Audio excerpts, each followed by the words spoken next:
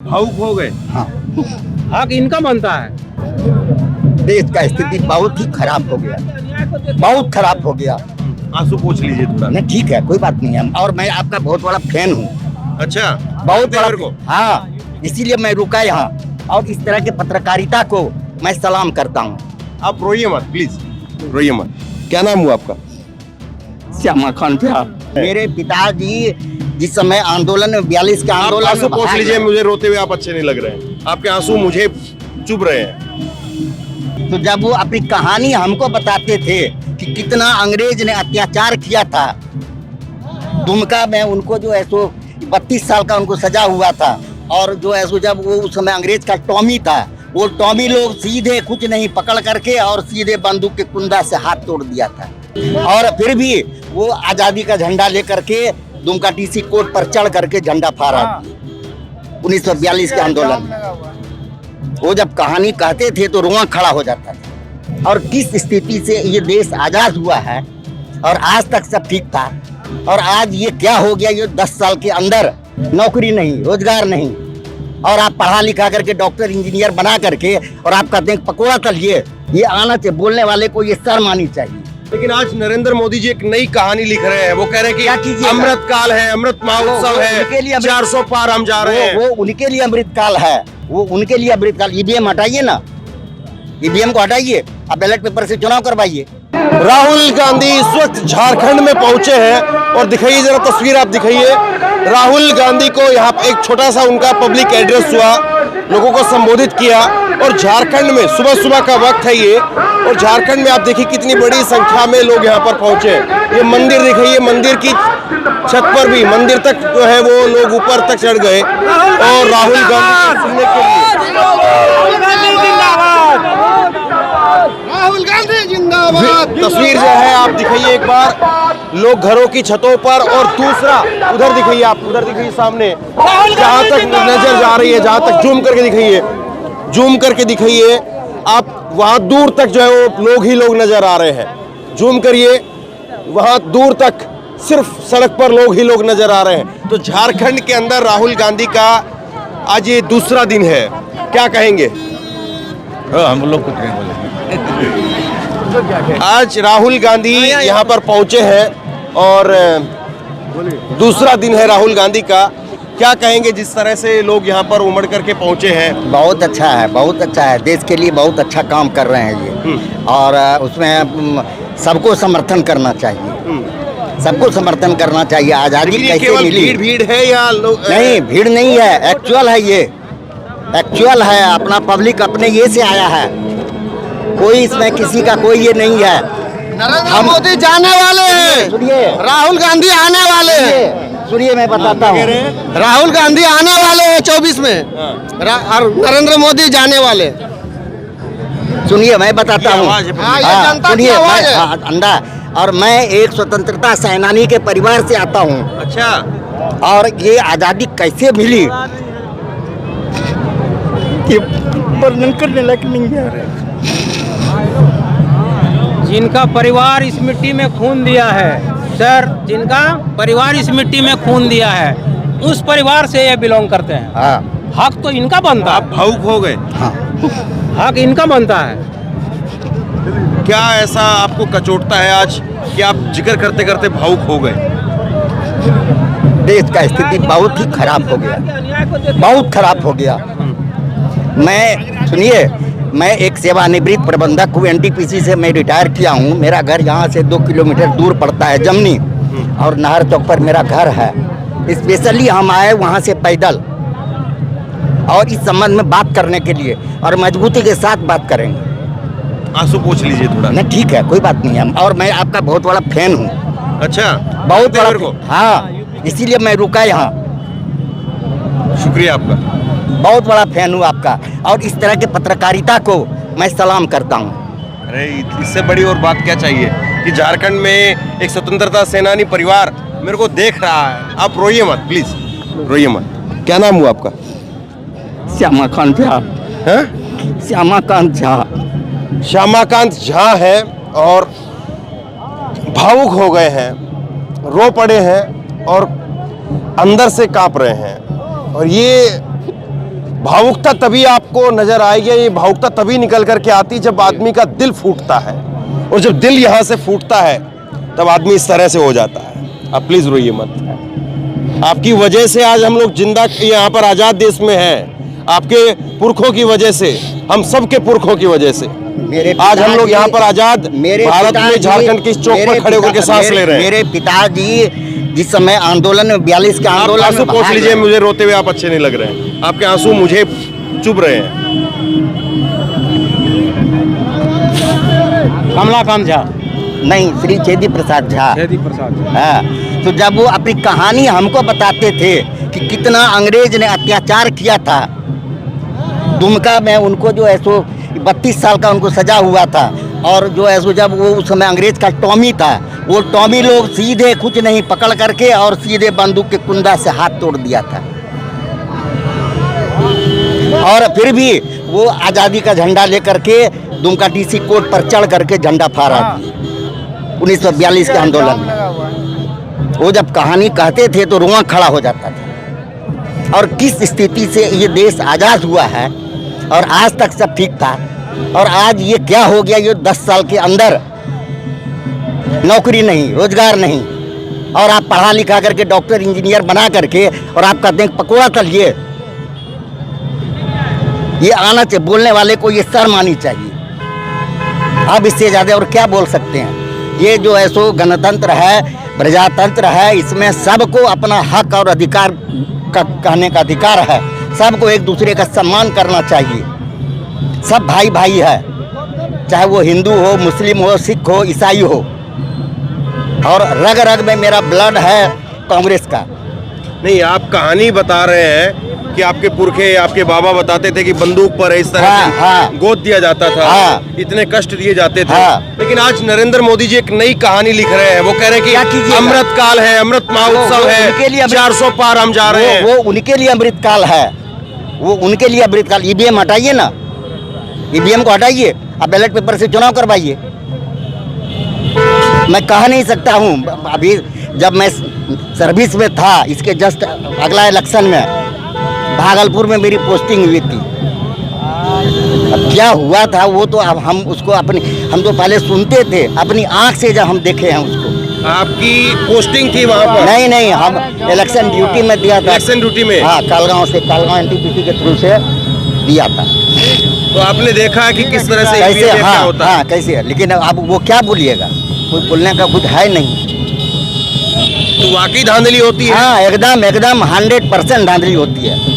क्या धांधली होती है? वो मैनिपुलेट करता है, वोटिंग में मैनिपुलेटिंग होता है। आपकी पोस्टिंग थी, आपने देखा? हाँ, काउंटिंग में। काउंटिंग के अंदर? हाँ, अच्छा, काउंटिंग में कैसे होता है ये? अब क्या बोलिएगा, उसमें कुछ बैलेट पेपर में कुछ है, मशीन में कुछ है, वहाँ आ रहा है कुछ, तो इसके बारे में और इससे ज़्यादा क्या बोलिएगा।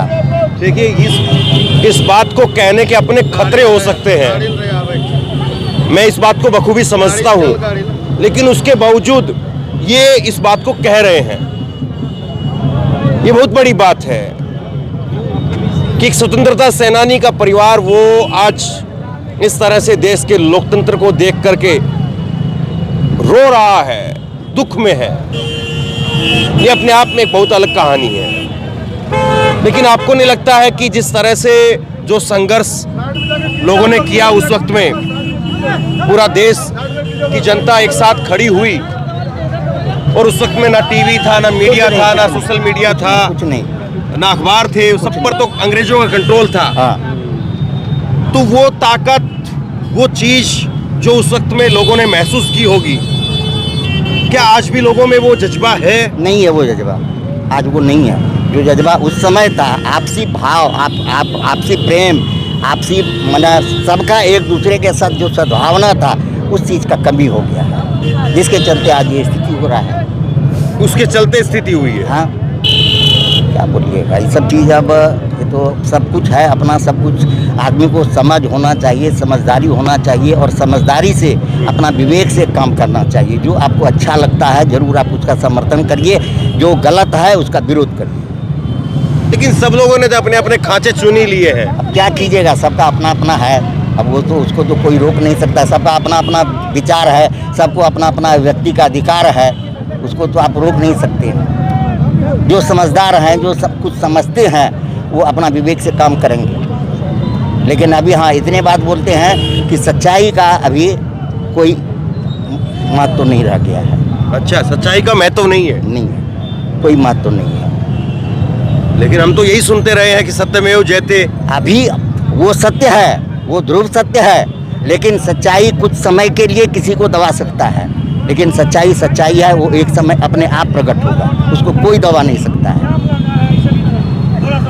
देखिए, सत्यमेव जयते का जो हम लोग थोड़ा इधर हम लोग हो जाए, सत्यमेव जयते का जो नारा दिया जाता है या सत्यमेव जयते का जो संदेश दिया जाता है, वो अपने आप में अपनी जगह पर है। लेकिन जिस तरह से मौजूदा समय में थोड़ा सा हम लोग जिस तरह से मौजूदा समय के अंदर चीज़ें बदलती हुई, बनती हुई और बिगड़ती हुई दिखाई देती हैं, तो फिर उसमें सवाल जो है ये खड़ा होता है कि वाकई सत्यमेव जयते के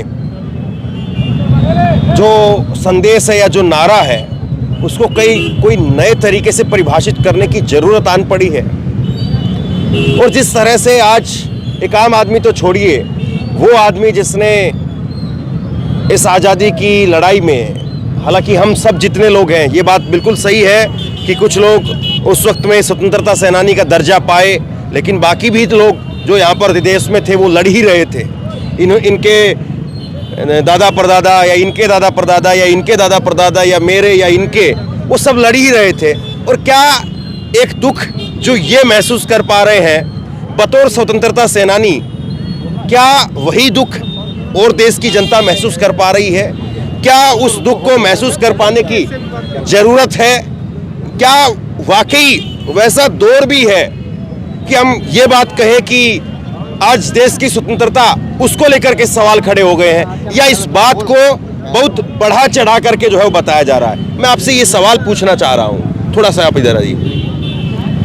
क्या वाकई आपको लग रहा है कि सचमुच ऐसा माहौल है कि देश की स्वतंत्रता को लेकर के इस वक्त में सवाल है, या फिर इस चीज़ को बहुत बढ़ा चढ़ा करके बताया जा रहा है?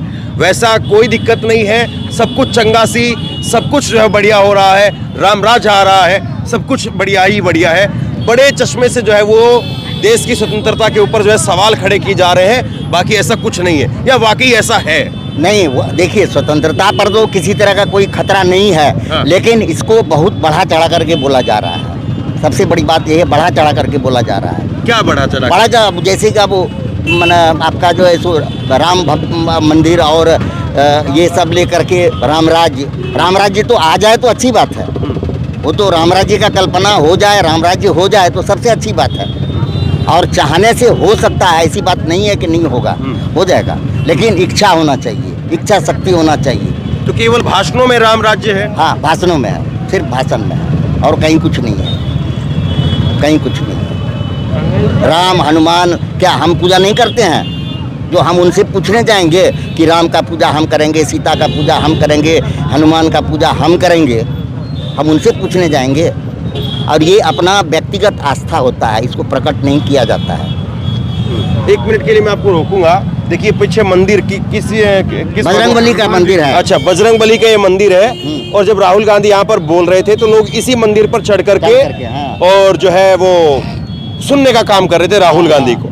और शायद अगर ये मंदिर की जगह कोई मस्जिद होती और जिस मस्जिद पर लोग खड़े होकर के सुन रहे होते राहुल गांधी को, तो खबर बनती कि देखिए राहुल गांधी की भीड़ के अंदर मियाँ लोग आ गए हैं। हाँ। और बीजेपी के, मैं मुख्यमंत्री की भाषा बोल रहा हूँ, बीजेपी के मुख्यमंत्री हेमंता बिस्वा शर्मा ने इस बात को कहा जब असम में यात्रा थी कि राहुल गांधी की यात्रा में मियाँ लोग ज्यादा आ रहे हैं। और यहाँ पर देखिए बजरंगबली के मंदिर में खड़े होकर के, बजरंगबली मंदिर पे ऊपर चढ़ करके वो लोग जो है वो सुनने के लिए आ रहे थे। और यहाँ पर जो शख्स हमारे साथ में मौजूद है, स्वतंत्रता सेनानी परिवार से है, वो कह रहे हैं कि राम राज की जो बात है वो भाषणों में जरूर है, हकीकत में नहीं है।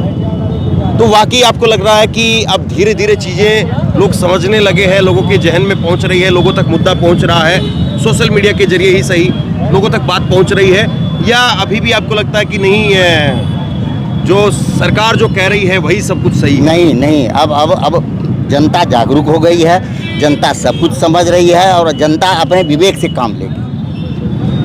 जनता अब अपने विवेक से काम लेगी। अब बहुत हो गया, बहुत कुछ हो गया, लेकिन अब वो सब चीज़ होने वाला नहीं है। जनता समझदार हो गई है, समझ रही है और अपने विवेक से सब कुछ करेगा। उनको जो बोलना है बोलते रहे, कौन उनको रोक सकता है? आपको भी कोई नहीं रोक सकता, हमको भी कोई नहीं रोक सकता है। लेकिन सबका अपना अपना विवेक होता है। जब आपका विवेक जग जाएगा सच्चाई और ईमानदारी का, तो आपके सामने फिर सब फेल हो जाएगा। क्या नाम हुआ एक बार फिर से बताइए? श्यामाकांत झा। श्यामाकांत झा। हाँ, मैं मैथिल ब्राह्मण हूँ। हाँ। आपका बहुत बहुत धन्यवाद। बहुत बहुत आपका भी मैं बहुत बड़ा फैन हूँ और आपका हर न्यूज़ को मैं बहुत ही बारीकी से देखता हूँ। कब से देख रहे हैं? आज जब से आपका सोशल मीडिया पर आया है। अच्छा, तब से लगातार? हाँ, लगातार। और टीवी तो देखना ही हम भूल गए हैं। आज 5-6 साल से, 7 साल से टीवी देखते ही नहीं है। शायद ये आप लोगों का प्यार है जो मैं झारखंड में इतनी दूर, वरना दिल्ली में भी बैठा रहता। नहीं, बहुत बहुत धन्यवाद आपका। आपको तो हम देख रहे हैं कि इस जब से ये न्याय यात्रा शुरू हुआ है कन्याकुमारी से कश्मीर तक, और अभी जो हुआ है, आप देश के कोने कोने में जा रहे हैं और जो एक्चुअल है, हकीकत है, आप उसको दिखा रहे हैं। दरअसल क्या है कि मुझे लगता है कि एक यात्रा निकल रही है, बड़ी तादाद में लोग उसको देख रहे हैं। अब उसको दिखाने के लिए शायद कोई और नहीं है, तो चलिए मैं दिखाता हूँ। और अगर लोगों से मैं पूछता हूँ, मैं अब राहुल गांधी का भाषण नहीं दिखाया। नहीं, सही बात नहीं दिखा। नहीं। अरे यही तो पब्लिक का तो ओपिनियन दिखाना है कि इस यात्रा से पब्लिक का क्या ओपिनियन है। मैं पब्लिक के बस इंटरेस्ट में काम करता हूं। यही तो है सबसे बड़ा। मैं एक हफ्ते की ग्राउंड रिपोर्टिंग के लिए जब गलवान घाटी के अंदर हमला हुआ तो मैं लद्दाख गया था। बहुत अच्छा काम आप कर रहे हैं। कोई शायद यूट्यूबर नहीं गया होगा। इस वर्तमान समय में इस पत्रकारिता के लिए अब क्या बोला जाए, कुछ नहीं है शब्द कोई बोलने के लिए, जो आप दिखा रहे हैं। शुक्रिया। चलिए ठीक है, थैंक यू। Thank you.